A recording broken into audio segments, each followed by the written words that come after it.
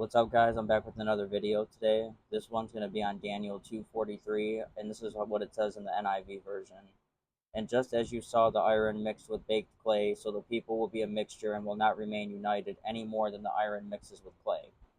So this is a detailed breakdown of that. And just as you saw the iron mixed with baked clay, so we'll break that down first. So this is Daniel referring back to Nebuchadnezzar's dream in Daniel 2:31 through 35, where a great statue was made of different materials, each representing a different kingdom.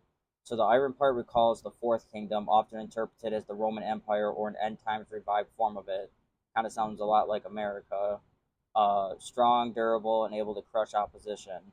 The baked clay represents something fragile and easily broken. It's hardened to heat, but not as strong as metal.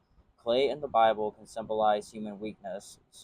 So Isaiah 64:8 and 2 Corinthians 4-7, you can refer back to those as well.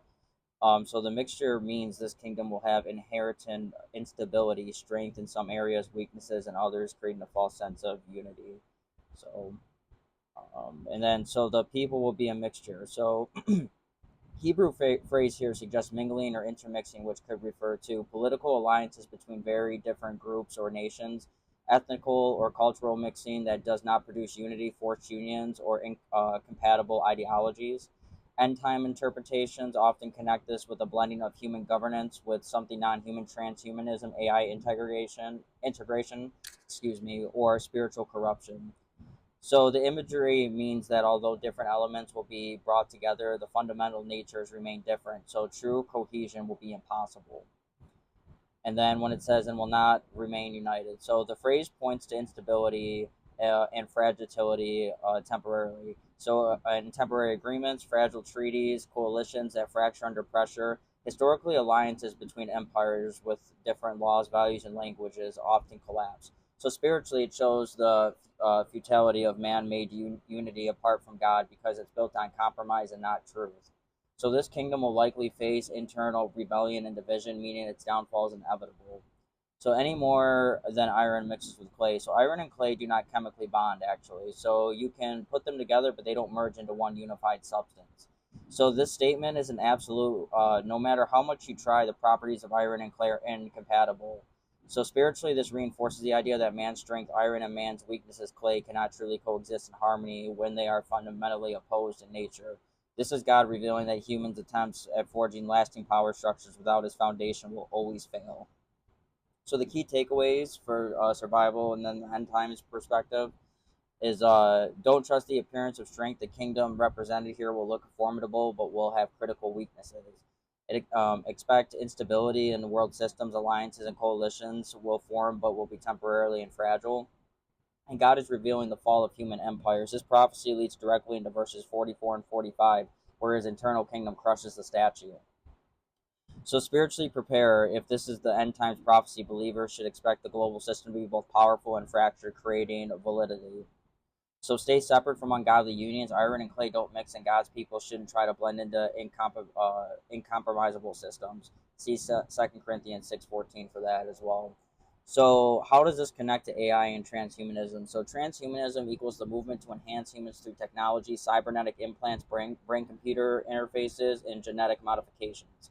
So iron is the interpretation. In this interpretation, could also symbolize machines, AI, and cybernetic tech, strong, fast, and tireless. So clay could symbolize flesh and blood humans, mortal, emotional, and limited, mixing the two, merging humans with technology. But just like in the prophecy, they will never truly integrate on a spiritual level because man is made in God's image and technology is not. So this could result in a powerful but unstable global system, exactly what Daniel foresaw, part strong but part brittle. So where the mark of the beast fits in, see Revelation 13:16 through 18. So Revelation describes a global economic and worship system where no one can buy or sell unless they have the mark in their right hand or forehead. So if AI and transhumanism becomes intertwined with government control, the mark could easily be more than just a chip. It could be a digital ID linked to your body, a brain interface that controls or monitors thoughts and transactions, a biometric implant that doubles as a payment system and data tracker. This would merge iron technology into clay humans in a way that also fulfills the prophecies pictured in a hybrid kingdom. So why it's more than just tech in the skin? So a lot of people imagine the mark as just a microchip, but biblical prophecy paints a picture of an entire kingdom system that merges humans and non-human elements. So this could involve digital currency tied to your biological identity, social credit scoring controlling your access to food, shelter, and work, AI decision making determining who is allowed to participate in society, cultural and spiritual elimination, so forcing everyone to worship the beast image or be cut off, basically. So the technology is only the delivery system. The real danger is the worldwide allegiance to the beast authority, which will be the Antichrist, which will ultimately be Satan. So why it fits the divided kingdom prophecy, even with tech enhancement, humans remain human with emotion, flaws, and a soul that cannot be digitalized, no matter how hard they try. The merging will never be perfect. There will be glitches, rebellion, and division. So even when it gets integrated into somebody's skin or in somebody's system, there will be glitches, and it won't be a perfect ride because technology isn't always perfect at the end of the day, and it's never meant to merge with human body. So this kingdom will be a global and powerful but eternally fractured, setting the stage for its sudden collapse where when Christ returns. Daniel 2:44 through 45. It's referred to that. So key survival and spiritual implications: stay spiritually separate. So in 2 Corinthians 6:14, it warns against being unequally yoked with the world. In the end times, that could include refusing to merge with ungodly tech systems. Understand the deception. This system will be sold as improving life and uniting humanity, but it's really about controlling humanity. So it's like a sleight of hand. It's so, hey, this is good for you, but in reality, it's to control you. Know your allegiance. Taking the mark is more than accepting technology. It's pledging loyalty to a false messiah and rejecting God's kingdom, which will ultimately send you to hell, to be honest with you. So accept Jesus Christ as your Savior, because that is the only way to heaven. Watch for the buildup with things like CBDC, central bank digital currencies, mandatory biometric IDs, and brain AI interfaces will be stepping stones. So we already see like the biometric IDs. Like at my work, I got to punch out with a finger scan. With some apps they'll do like a face scan and stuff like that. So it's already being slowly introduced and slowly desensitized. So yeah, and the sources for this, the Holy Bible, obviously, a book Daniel, the key to prophetic revelation from John F.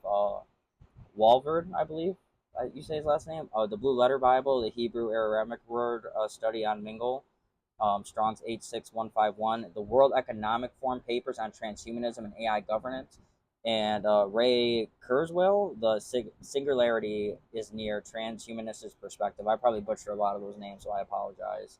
And then also Matthew Henry commentary on the whole Bible, Daniel 2, and the Exploiter's Bible commentary in Daniel as well. So those are the sources right there.